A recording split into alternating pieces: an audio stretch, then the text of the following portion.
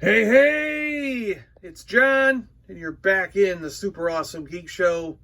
Look at Monkeywrench hanging out on this Dreadnok vehicle. Yes, today we're looking at the Dreadnok Thunder Machine. This was Mad Max to the max. This was totally a Mad Max vehicle. And my brother had this. I did not have this when I was a kid. I had to pick this one up as an adult. And, but I gotta say, my brother and I loved this vehicle. Oh, it was like so awesome, this thing. Oh my gosh. Let's get into it. Let me get Monkeywrench and Zanzibar's on here. Zanzibar's hanging out. I don't have Zanzibar's sled. So Zanzibar's just sitting on here till I get his sled. And I need Monkeywrench's weapon. I didn't realize that till starting to do this video, that I don't have Monkeywrench's weapon. I couldn't find it anywheres. I may not even have, what's his baboon's club thing. I don't know. We'll see. It could just be sitting in the cockpit somewhere. We'll see. All right, let me get the figures off. We'll take a look at this vehicle and look at all its features and check out the figures real quick while we're here. So, taking a quick look at Mark Bellamo's book here. Yeah, that's Monkeywrench's weapon that I need. And Thrasher here had this club, which I know I have it, but I just can't find it right now. And here's Zanzibar's skiff, this little chair vehicle. Comes with a hammer, some missiles, and a couple spears. Or one spear, I guess, yeah. But, so I need to get that chair, that skiff. So yeah, Thrasher here was the guy who came with the vehicle. Green stripes in his hair made him totally badass to us kids. We were like, what? No way. And he's got this armored vest. Zartan and the Dreadnoks were also some of those characters that we got, that were some of the first ones we got that were totally unique. And this driver, as one of the Dreadnoks, was one of those totally unique characters. None of these parts had been reused prior to this character coming out. So when we got this guy, it was a totally unique guy. And that made him really cool. We were like, oh, this guy's awesome. He's like totally dressed different than all the other guys, you know. And that whenever we got a character that was like that in the early days of G.I. Joe, because like in the first two series, it was like Hawk, Short Fuse, Flash, Grunt. Like a lot of these guys all had very similar outfits. It was like one had a silver thing painted on his chest, one had a black thing painted on his chest, one had a brown thing painted on his chest. But essentially they were like the same character with different hair colors and different straps painted on their chest, you know. So when they finally started doing these other characters that were totally unique, we were like blown away, and we thought these were the coolest guys. The detailing on Thrasher is just amazing. His ripped up shirt and all this stuff. It's totally Mad Max, you know.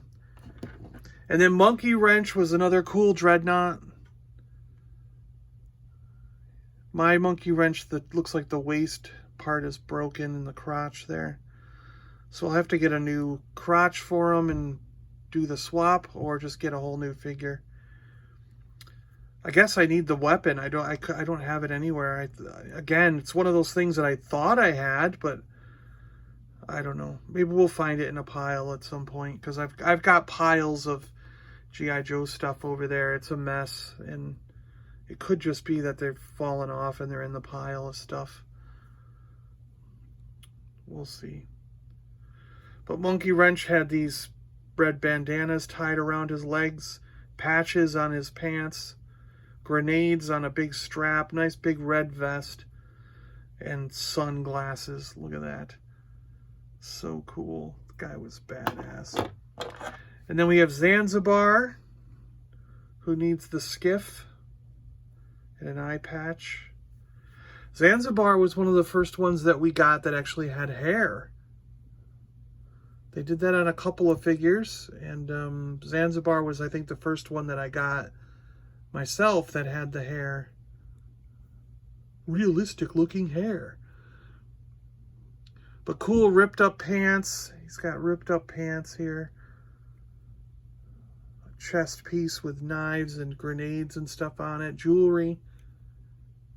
He was kind of like a gypsy guy, I always thought. Like a gypsy pirate guy. Pretty cool. But I just got those to hang out on the side of this vehicle. That is so awesome. We got dual machine guns, and yeah, they rotate. They will actually turn. And you can actually make the whole thing turn with this belted thing of ammunition. I mean, if you really wanted to, you can kind of pull it through, and these notched things on the weapons will actually make the weapons turn. It's pretty cool. You can kind of see it moving there. Pretty neat. Nice tires on the front. Mine are showing a little bit of wear or dust or something. I got to clean them up at the very least. And we've got these cool tires in the back. This is not one from when we were kids. The one that we had, my brother had, I think got totally destroyed. At least we lost all these panels, because these panels can come off. Seriously, they can come off. There we go. And reveal the tires so you can work on them. Pretty cool. There's 1, 2, 3, 4 spots on each side for characters to stand on. And these flaps open up. You can put a guy in the passenger seat and a guy in the driver's seat. They come back down. They also come off. These are all just clipped on by the rail bars that are here. And you can actually unclip this whole top piece if you want to, and easily put your guys in from the top. This thing comes off as well.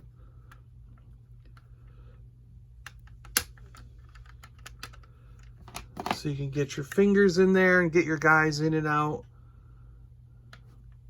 Quite often you will find this vehicle like that, missing all these parts, and these flaps are gone. I think that's the most common way to find it, is no flaps, and all this is off the roll cage. You may even be missing this part up front, which on mine is a little dented and bashed in, but I don't care if it's a little off, because it makes it look like the vehicle's seen some battle, right? There's a mirror on the one side, but not on the other. It's designed that way. Don't think it's weird. There's a big old engine in the back, like a jet engine. Really cool Batmobile type thing. It's got the standard tow hitch for G.I. Joe vehicles, so it can hitch on anything, and you can tow it along with you. And we got an antenna here. It's kind of neat. Yeah. I mean, rubber wheels. It's really cool. And this thing rolls really nice. I mean, it's a beautiful vehicle, really. I love this thing. Like I said, I mean, we had all just seen like Mad Max and everything, and then this thing just hit the mark. I mean, you can't really deny that that's what they had in mind when they did this. They were just like, can we make a Mad Max vehicle? And they were like, yeah, let's do it. We'll make it part of the Dreadnoks. Oh, that's perfect. You know? So cool. So cool.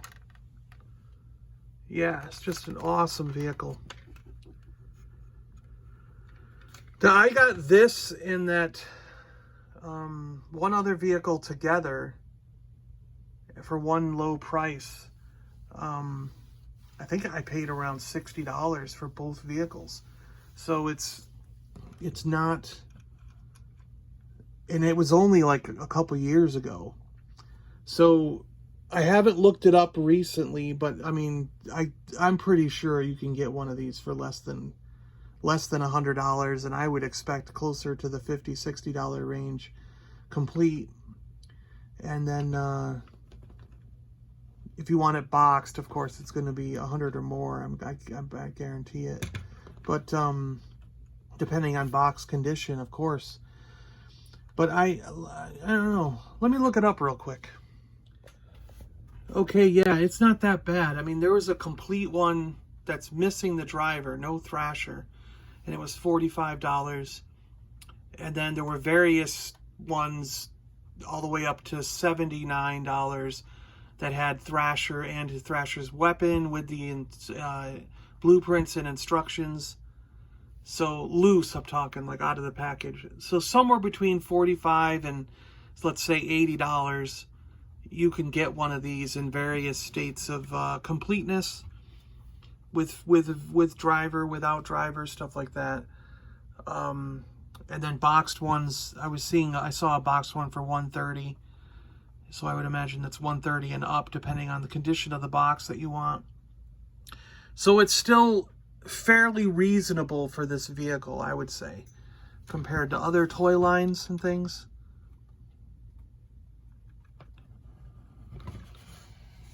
Yeah, pretty cool.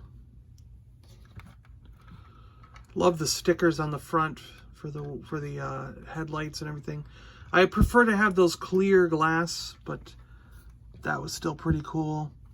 I'm glad that this has all of its stickers and everything. It's really, that's another thing you might find, is these stickers are missing. But it's pretty cool to have everything on this thing. Alright guys, thanks a lot for watching. I appreciate it. Cobra! Alright, Zartan. That's how they would... They all had like Australian accents, because apparently in the 80s, an Australian accent meant you were a bad dude. I don't know. I think it meant you could kick ass, right? That's what it was. If you were from Australia in the 80s, it meant you could kick ass.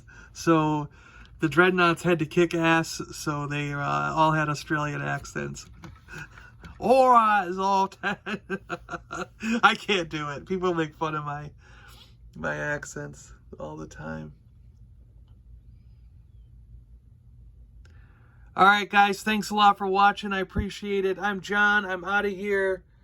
This has been a look at the Thunder Machine with Thrasher from Cobra. The Dreadnoughts Thunder vehicle. Thunder Machine, I think they called it, yeah. So, let me know, did you have this thing? Did you think it was cool? Is this totally scream Mad Max to you like it does to me? And, I mean, just how cool is this vehicle? It's got to be one of the coolest, like, G.I. Joe Cobra vehicles ever done, right? It's got to, yeah, it's so cool. All right, guys, we'll catch you on the next one. See ya.